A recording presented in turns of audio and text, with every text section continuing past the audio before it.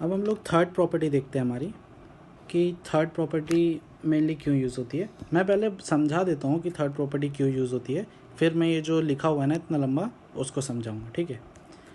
देखो, third property का use हमारा इसीलिए होता है जब दो फंक्शंस हमारे ऐड करके लिखे होते हैं और हमें उसकी पीरियोडिसिटी निकालनी होती है, ठीक है। सपोज़ मैं एक एग्ज़ाम्पल लेता हूँ, F of X is equal to sine X plus ten X, ठीक है। साइन एक्स हमारा एक पीरियोडिक फंक्शन है जिसका पीरियड है 2 पाई। टेन एक्स हमारा एक पीरियोडिक फंक्शन है जिसका पीरियड है पाई, ठीक है। टेन एक्स ग्राफ से भी आप देख सकते हो हर पाई पे वैल्यू रिपीट करता है। वैसे मैं वीडियो के एंड में उन सारे पीरियोडिक फंक्शन का मतलब कुछ कुछ का बता दूंगा जिसके पीरियड्स आपको याद रखने हैं, कि कुछ कुछ फंक्शन पीरियोडिक होते हैं जिनके पीरियड हमें याद रखने होते हैं, स्टैंडर्ड फंक्शंस, ठीक है। वैसे अभी आप याद रख लो कि टेन एक्स का पीरियड होता है पाई। तो देखो, जब भी ऐड करके लिखा होता है ना, दो फंक्शंस को ऐड करके लिखा होता है, ठीक है, तो होता क्या है कि इसका जो पीरियड है वो है 2 पाई, इसका जो पीरियड है पाई, ठीक है। मतलब ये जो वैल्यूज़ रिपीट कर रहा है वो 2 पाई पे रिपीट कर रहा है और ये फंक्शन जो वैल्यूज़ रिपीट कर रहा है वो पाई पे रिपीट कर रहा है। तो नेट जो एफ ऑफ एक्स फंक्शन है वो कहाँ पे वैल्यू रिपीट करेगा? एलसीएम ऑफ 2 पाई एंड पाई, मतलब 2 पाई और पाई में जो कॉमन फैक्टर होगा ना, लीस्ट कॉमन फैक्टर, उस पे वैल्यू रिपीट करेगा। तो 2 पाई और पाई का एलसीएम होता है 2 पाई, ठीक है। आप ऐसे भी देख सकते थे कि जब ये 2 पाई पे रिपीट कर रहा है और ये हर पाई पे रिपीट कर रहा है तो नेट वैल्यू तो 2 पाई पे रिपीट होगी ना। पर हम जनरल के लिए कर दिया, मैंने एलसीएम निकाल दिया कि अगर कोई भी केस होगा तो हम एलसीएम देखेंगे, इन दोनों फंक्शन का एलसीएम देखेंगे, जब प्लस या माइनस भी लिखा होगा फिर भी, ठीक है। मतलब दो फंक्शन को ऐड करके अगर हमें पता करना होता है ना, जैसे कि आप कोई भी और फंक्शन देख लो, जैसे suppose sine 2x plus ten X देख लो, ठीक है। तो साइन 2x टेन 3x कर या 10x ही रहने दो, ठीक है। साइन 2x कहाँ पे रिपीट हो रहा है? मतलब इसका पीरियड क्या है? 2 पाई बाय 2 पीरियड है, मतलब इसका पीरियड है पाई। देखा था ना हमने सेकेंड प्रॉपर्टी में, जो यहाँ पे होता है उसको डिवाइड कर देते हैं मॉड 2, तो पाई हो गया। और इसका पीरियड मैंने आपको बताया था क्या है, पाई है।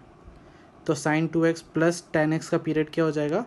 पाई और pi, LCM of pi and pi, LCM of pi and pi, तो क्या हो जाएगा इसका पीरियड?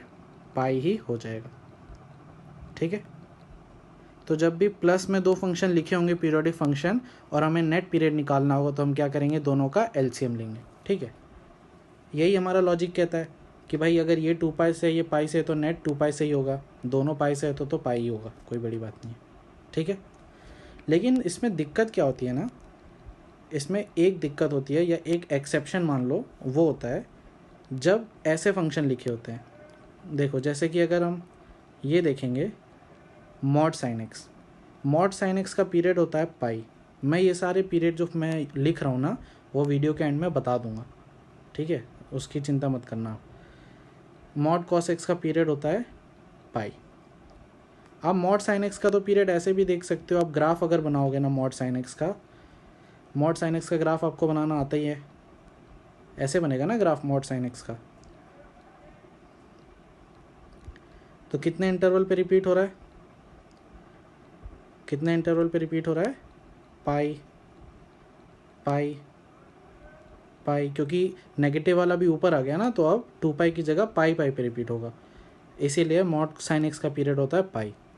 उसी तरीके से मॉड कॉस एक्स का भी पीरियड क्या होता है? पाई होता है। आप ग्राफ से ही देख सकते हो, वैसे भी मैं एंड के वीडियो के एंड में बताऊंगा ही, ठीक है। तो ये तो हो गया अपना mod sine X plus mod cos x, इसका पीरियड था अपना पाई, इसका पीरियड था अपना पाई। तो इन दोनों का पीरियड अगर हम वैसे ही निकाल देंगे जिस तरीके से हम अभी निकाल रहे थे, LCM of pi and pi, तो क्या आएगा? पाई होना चाहिए पीरियड, है ना। Mod sine X plus mod cos X का पीरियड पाई होना चाहिए। जो लॉजिक हम अब तक लगा रहे थे, लेकिन ऐसा नहीं होता है। ठीक है, यहाँ पे ये चीज़ गलत प्रूफ हो जाती है, जो हमारा ये वाला तरीका है। यहाँ पे गलत क्यों प्रूफ हो जाती है, उसका एक रीज़न है कि ये जो फंक्शन है ना, ये इंटरचेंजेबल फंक्शन है। ये फंक्शन क्या है, इंटरचेंजेबल फंक्शंस है। ठीक है, इंटरचेंजेबल फंक्शंस का मतलब क्या है कि मान लो इस फंक्शन को मैं जी ऑफ एक्स मान लेता हूँ, इस फंक्शन को मैं एच ऑफ एक्स मान लेता हूँ। ठीक है, तो एफ ऑफ एक्स क्या हो जाएगा मेरा, जी of x plus h of x हो जाएगा। ठीक है, जिसमें जी ऑफ एक्स क्या है मेरा, मॉड साइन एक्स है, और एच ऑफ एक्स क्या है मेरा, मॉड कॉस एक्स है। ठीक है, अब इंटरचेंजेबल का मतलब क्या है कि एक्स में मैं π/2 अगर ऐड करूँगा ना,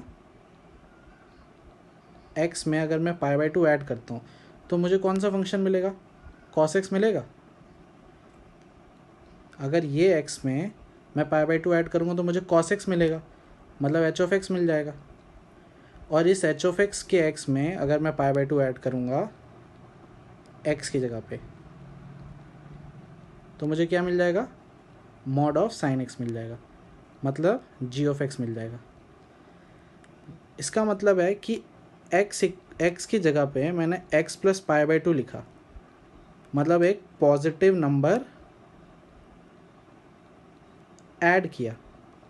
ठीक है, अगर एक पॉजिटिव नंबर ऐड किया जो कि है π/2, तो मेरा फंक्शन क्या हो गया, इंटरचेंज हो गया ना।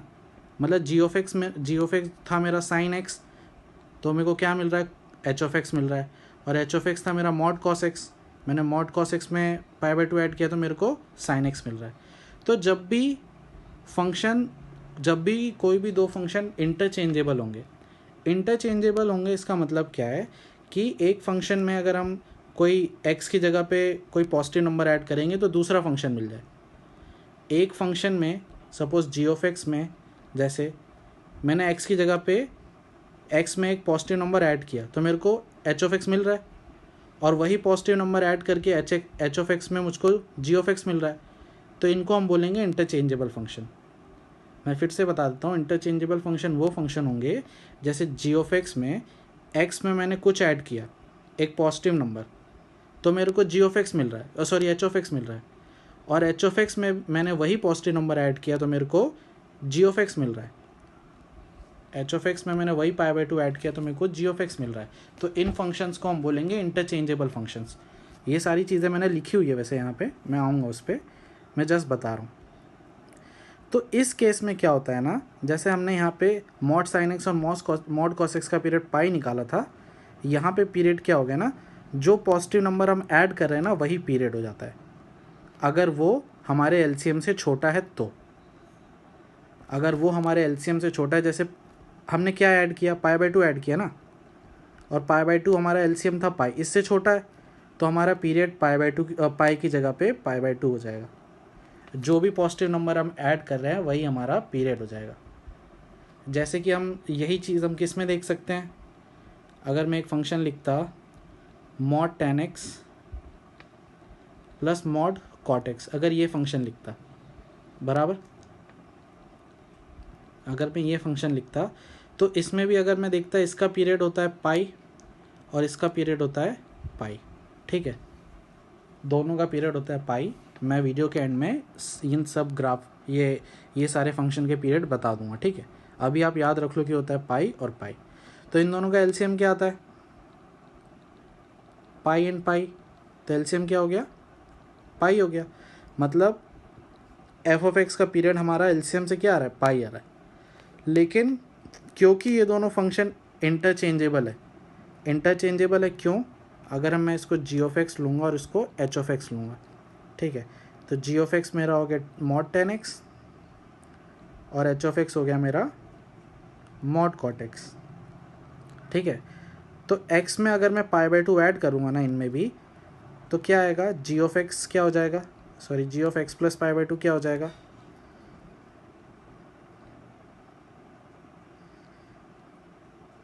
जी of x plus pi by two क्या हो जाएगा, mod ten x plus pi by two is equal to mod cot x, मतलब एच ऑफ एक्स मिल गया ना मेरे को। और उसी तरीके से एच ऑफ एक्स में भी अगर मैं यही पाई बाई टू ऐड करूँगा तो मुझे क्या मिल जाएगा, cot X plus pi by two is equal to mod of ten X, मतलब ये है मेरा जी ऑफ एक्स बराबर। तो जी ऑफ एक्स और एच ऑफ एक्स मेरे क्या हो गए, इंटरचेंजेबल फंक्शन हो गए ना, क्योंकि एक्स में मैं एक पॉजिटिव नंबर ऐड कर रहा हूँ तो दोनों फंक्शन इंटरचेंज हो जा रहे हैं, तो इंटरचेंजेबल फंक्शन हो गए। ठीक है, और जब भी दो फंक्शन इंटरचेंजेबल होते हैं तो हम एलसीएम वाला ट्रिक नहीं यूज़ कर पाते हैं, मतलब एलसीएम वाले से जनरली वो छोटा ही होता है ज़्यादातर केसेस में। ज़्यादातर क्या मतलब 99% में जो ये जो नंबर ऐड करते हैं ना एलसीएम से छोटा ही आता है। तो पाई बाई टू है तो इसका आंसर क्या हो जाएगा, पाई बाई टू हो जाएगा। ठीक है, मतलब mod ten x plus mod cot X का पीरियड पाई ना होके पाई बाई टू होगा जो नंबर हम ऐड करते हैं। ठीक है, तो ये एक एक्सेप्शन है जो मैंने मॉड साइन एक्स और मॉड जब भी इंटरचेंजेबल फंक्शन होंगे तो, अगर इंटरचेंजेबल फंक्शन नहीं है तो हम डायरेक्ट एलसीएम लेंगे दोनों फंक्शन का। ठीक है, देखो जैसे मैं यहाँ पे बताता हूँ क्या है, एक बार पढ़ के बताता हूँ, बाकी जो मैंने समझाया वही चीज़ है। सपोज एफ ऑफ एक्स एक फंक्शन है जो कि पीरियोडिक है पीरियड पी के साथ, जी ऑफ एक्स एक फंक्शन है जो कि पीरियोडिक है पीरियड क्यू के साथ। ठीक है, let R be the LCM of P and Q, let R be the LCM of P and Q. ठीक है, इफ़ इट एग्जिस्ट, ये एग्जिस्ट पे मैं अभी वीडियो में आगे आऊँगा। ठीक है, ये वर्ड क्यों लिखा हुआ है, तो आर क्या है मेरा, पी और क्यू का एलसीएम है। पी क्या है मेरा पीरियड एफ ऑफ एक्स का, क्यू क्या है मेरा पीरियड जी ऑफ एक्स का, उसका एलसीएम मैंने आर ले लिया। तो if F of X and G of X can not be interchanged by adding a positive number K, मतलब can not be interchanged, interchangeable function नहीं है, then R is the period of F of x plus G of X. यही हमने देखा, R क्या है, LCM of P and Q, और वही हो जाएगा एफ ऑफ एक्स और जी ऑफ एक्स का पीरियड। ठीक है, if F of X and G of X can be interchanged, मतलब इंटरचेंजेबल फंक्शन हैं by adding at least positive number K, है ना, जहाँ पे हमने पाई बाई टू ऐड किया था दोनों क्वेश्चन में, तो के का वैल्यू मेरा पाई बाई टू हो गया। एंड इफ के इज लेस देन आर, मतलब LCM of P and Q से अगर के छोटा है, जो कि जनरली आ ही रहा था, then period of F of x plus G of X is K, मतलब अगर के छोटा है, दोनों में से जो भी छोटा होगा, के और आर में से जो भी छोटा होगा वही अपना पीरियड हो जाएगा। अगर के छोटा है तो के पीरियड हो जाएगा, नहीं तो आर होगा, यही लिखा है यहाँ पे। ठीक है, दोनों में से जो छोटा होगा वही पीरियड हो जाएगा। ये जो प्रॉपर्टी 3 है ये एफ ऑफ एक्स मैंने प्लस जी ऑफ एक्स के लिए बताई ना, तो आप minus G of X into G of X या डिवाइड में भी जी ऑफ एक्स है तो अप्लाई कर सकते हो। ठीक है, तीनों केस में एप्लीकेबल है ये वाली प्रॉपर्टी, जो प्रॉपर्टी 3 है मेरी। ठीक है, अब ये जो एग्जिस्ट वाला वर्ड था ना, इस पे मैं आता हूँ। ठीक है, कि एलसीएम एग्जिस्ट कब कब करता है। देखो सबसे पहले यही देख लो, एग्जिस्ट वाला, LCM of rational with rational is possible, मतलब रैशनल नंबर और रैशनल नंबर का एलसीएम पॉसिबल है। इररैशनल नंबर और इररैशनल नंबर का भी एलसीएम पॉसिबल है, लेकिन रैशनल और इररैशनल नंबर का एलसीएम पॉसिबल नहीं है। रैशनल और इररैशनल नंबर का एलसीएम पॉसिबल नहीं है, समझ में आया, इसीलिए वहाँ पे एलसीएम एग्जिस्ट लिखा था। क्योंकि अगर आप रैशनल नंबर और इररैशनल नंबर का एलसीएम निकालोगे ना तो एलसीएम एग्जिस्ट ही नहीं करता है। जैसे कि अगर एक क्वेश्चन आप एग्जांपल ले लो, सपोज आपको अब तो एडिशन वाला सीख लिया ना आपने, सपोज ऐसा है sine X plus brace X. ठीक है, दो फंक्शन ऐसे लिखे हुए हैं, इसका तो पीरियड क्या है 2 पाई, हमें पता है साइन एक्स का, ब्रेस एक्स का भी पीरियड मैंने ग्राफ से बताया क्या है 1 है। ठीक है, तो अगर हम इन दोनों का पीरियड निकालना चाहेंगे तो क्या होगा, एलसीएम ऑफ 2 पाई एंड 1। 2 पाई एक इरेशनल नंबर है क्योंकि पाई एक इरेशनल नंबर है और 1 एक रैशनल नंबर है, ठीक है। तो रैशनल और इरेशनल नंबर का एलसीएम एग्जिस्ट करता ही नहीं है, इसीलिए F of X is equal to sine X plus brace X का पीरियड डिफाइंड नहीं है। Sine X plus brace X has no period, ठीक है। और पीरियड इज़ नॉट डिफाइंड, ऐसा बोलेंगे हम, पीरियड इज़ नॉट डिफाइंड, क्योंकि हम एलसीएम निकाल ही नहीं सकते ना, हम रैशनल और इरेशनल का एलसीएम निकाल ही नहीं सकते, तो हम बोलेंगे कि पीरियड इज़ नॉट डिफाइंड, ठीक है। तो इसीलिए वहाँ पे यहाँ पे जो एग्जिस्ट लिखा था ना, उसका मतलब यही है, ये वाला जो एग्जिस्ट था कि LCM of P and Q if it exist, क्योंकि अगर एग्जिस्ट करेगा तब तो ठीक है, तब तो डायरेक्ट आर हो जाएगा एलसीएम, और एग्जिस्ट नहीं करेगा तो हम डज नॉट एग्जिस्ट लिख देंगे, ठीक है। और एक और चीज़ देखने वाली है, अगर आपको इसमें दिक्कत आती है, जैसे कि सपोज़ ये क्वेश्चन आ जाता है, मैं क्वेश्चन से ही करके बताता हूँ। सपोज़ हमें कोई ऐसा क्वेश्चन दे देता है, sign 3x plus tan 5x, ठीक है, ऐसा क्वेश्चन है। तो अब साइन 3x का पीरियड क्या हो जाएगा, 2π/3, और tan 5x का पीरियड क्या हो जाएगा, π/5। प्रॉपर्टी नंबर सेकेंड से मैंने निकाला है, ठीक है, क्योंकि sin x का पीरियड होता है 2π, तो 3x का /3 हो जाएगा और 5x का /5 हो जाएगा, ठीक है। तो अब अगर हमें ये लेना है एलसीएम ऑफ 2π/3 एंड π/5, ठीक है, एलसीएम ऑफ 2π/3 एंड π/5, तो इसका एलसीएम कैसे निकालते हैं, देखो यही मैंने बताया, जब रैशनल नंबर होते हैं तो उनका एलसीएम कैसे निकालते हैं, मतलब a/b और c/d है, तो LCM of a/b and c/d क्या होता है, एलसीएम ऑफ न्यूमरेटर वाले divided by HCF of denominator वाले, एलसीएम ऑफ न्यूमरेटर वाले divided by HCF of denominator वाले। तो अगर मुझे इसका एलसीएम निकालना है तो मैं क्या लिखूँगा, एलसीएम ऑफ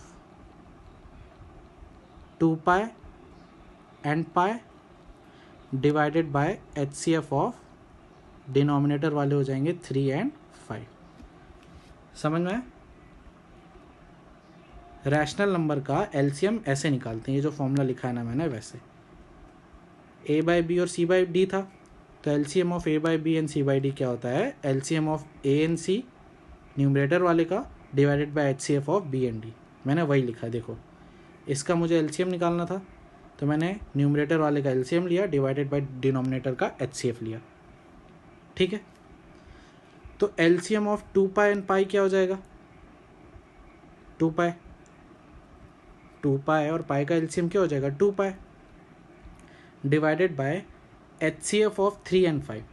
3 एंड 5 का एचसीएफ क्या हो जाएगा, हाईएस्ट कॉमन फैक्टर, 3 और 5 में हाईएस्ट कॉमन फैक्टर क्या है 1, तो एलसीएम क्या हो जाएगा 2π/1, 2π हो जाएगा, ठीक है। एलसीएम क्या हो जाएगा 2π एंड 1, 2π, ठीक है। तो हमारा जो ये फंक्शन है इसका पीरियड क्या हो जाएगा 2π हो जाएगा। समझ में आ रहा है? तो क्लियर हुआ, और ये पार्ट तो हम देख ही चुके हैं, ठीक है। अब फोर्थ वाली प्रॉपर्टी देखते हैं, composite function F O G X is periodic if G of X is periodic, मतलब F O G X periodic होता है जब जी ऑफ एक्स पीरियोडिक होता है, और जी ओ एफ एक्स पीरियोडिक होता है जब एफ ऑफ एक्स पीरियोडिक होता है, ठीक है। जैसे कि ऐसा इसीलिए भी होता है, आप ऐसे भी सोच सकते हो कि suppose F of cos x है, ठीक है, या ऐसे समझ लो एफ ऑफ एक्स है अपना एक्स और जी ऑफ एक्स है अपना कॉस एक्स, ठीक है, या ऐसे एक्स स्क्वायर मान लो, ठीक है। तो अगर हम F of G of X निकालेंगे तो F of G of X क्या हो जाएगा, एफ ऑफ कॉस एक्स, मतलब कॉस एक्स का स्क्वायर, यही होगा, है ना। तो अगर जी ऑफ एक्स जो कि एक कॉस एक्स, ये एक पीरियोडिक फंक्शन है, तो F of G of X भी पीरियोडिक होगा ना, यही लिखा हुआ है यहाँ पे कि अगर जी ऑफ एक्स पीरियोडिक होगा तो F of G of x periodic होगा। अब एफ ऑफ एक्स कुछ भी हो, कोई फ़र्क नहीं पड़ता। अगर जी ऑफ एक्स पीरियोडिक है, जो अंदर वैल्यू जा रही है वो रिपीट हो रही है, तो एफ के अंदर जो वैल्यू जाएगी वो भी रिपीट ही होगी ना, वो भी रिपीट ही होगी ना। इसीलिए F O G of X में अगर जी ऑफ एक्स पीरियोडिक है तो F O G of X भी पीरियोडिक होगा। और उसी तरीके से एफ ऑफ जी ओ जो मतलब जी ऑफ एफ ऑफ एक्स में एफ ऑफ एक्स पीरियोडिक है तो जी ऑफ एफ ऑफ एक्स भी पीरियोडिक होगा, ठीक है, क्योंकि अंदर जो वैल्यू जा रही है वो रिपीट हो रही है तो पूरी वैल्यू भी रिपीट होगी ना। तो ये हमारी फोर्थ प्रॉपर्टी थी। ये सिर्फ समझने लायक प्रॉपर्टी है, इसका अगर आया मतलब ये तो मतलब लॉजिक या ऑब्वियस ही प्रॉपर्टीज़ बोल लो, या थोड़ा सा भी आप लॉजिक लगाओगे तो आपको समझ में आ जाएगा कि जी ऑफ एक्स पीरियोडिक है तो F O G of X भी पीरियोडिक होगा, एफ ऑफ एक्स कुछ भी हो। और एफ ऑफ एक्स पीरियोडिक है तो जी of F of x periodic होगा, जी ऑफ एक्स कुछ भी हो। आप एग्जांपल लेके भी देख लेना या थोड़ा सोचोगे तो समझ में आ जाएगा, ठीक है। ये थी हमारी फोर्थ प्रॉपर्टी। अब आगे देखते हैं सम इम्पॉर्टेंट रिजल्ट्स, ठीक है। जो मैं बता रहा था कि मैं रिजल्ट कुछ कुछ बता दूंगा आपको इम्पॉर्टेंट, जिनके जो हमको पता ही होने चाहिए कि ये फंक्शन पीरियोडिक होते हैं और इनका पीरियड क्या होता है, ठीक है। तो पहला वाला देखते हैं, sine to the power N X, cos to the power N X, sec to the power N X and cosec to the power N X are periodic. मतलब ये जो फंक्शंस होते हैं ये पीरियोडिक होते हैं with period 2π when n is odd. मतलब अगर n का वैल्यू ऑड होगा तो इनका पीरियड क्या होगा 2π, और अगर n का वैल्यू इवन होगा तो इनका पीरियड क्या होगा पाई, ठीक है। जैसे एग्जांपल से बताता हूँ, जैसे सपोज साइन स्क्वायर एक्स का पूछ रहा हूँ मैं, तो ये क्या है, इवन है ना, n की वैल्यू इवन हो गई तो पीरियड क्या हो जाएगा पाई। अगर मैं पूछ रहा हूँ cos cube x, cos cube x मतलब पावर क्या है, ऑड है, ऑड है तो पीरियड क्या होता है 2π, ठीक है। उसी तरीके से कोसेक 4x इवन है ना तो पीरियड हो जाएगा पाई। सेक 11x ऑड है तो पीरियड हो जाएगा 2π। मतलब ऑड पे पीरियड होगा 2π, इवन पे पीरियड होगा पाई। कुछ नहीं सोचना है इसमें, ठीक है। तो ये तो बहुत इजी था कि ये जो चारों के लिए एप्लीकेबल होता है, n का वैल्यू ऑड है तो 2π, इवन है तो पीरियड पाई, ठीक है। सेकंड देखते हैं, tan की पावर nx और cot की पावर nx जो दो छूट रहे थे हमारे, वो होते हैं पीरियोडिक पाई से, वेदर n इज इवन और ऑड। n इवन हो या ऑड हो, n इवन हो या ऑड हो, tan की पावर nx या cot की पावर nx हमेशा पीरियोडिक होगा विद पीरियड पाई। जैसे कि अगर tan क्यूब एक्स का मैं बोलूँगा तो इसका पीरियड होगा पाई, cot क्यूब एक्स का मैं बोलूँगा तो इसका पीरियड भी होगा पाई, tan 8x का बोलूँगा तो इसका भी पीरियड होगा पाई, cot 12x का बोलूँगा इसका भी पीरियड होगा पाई।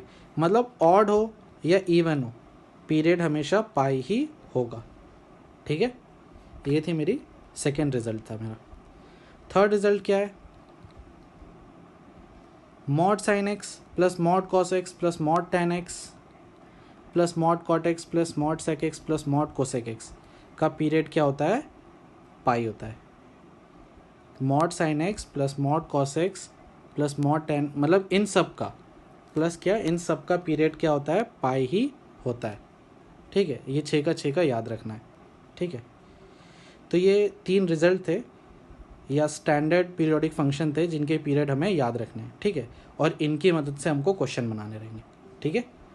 तो क्वेश्चंस के लिए मैं क्वेश्चंस ग्रुप पे भेज दूंगा प्रैक्टिस के लिए, जिनको ये जो स्टैंडर्ड रिजल्ट है जिनमें यूज़ करके हम क्वेश्चन को सॉल्व करेंगे, ठीक है। तो चलो आज के लिए इतना ही।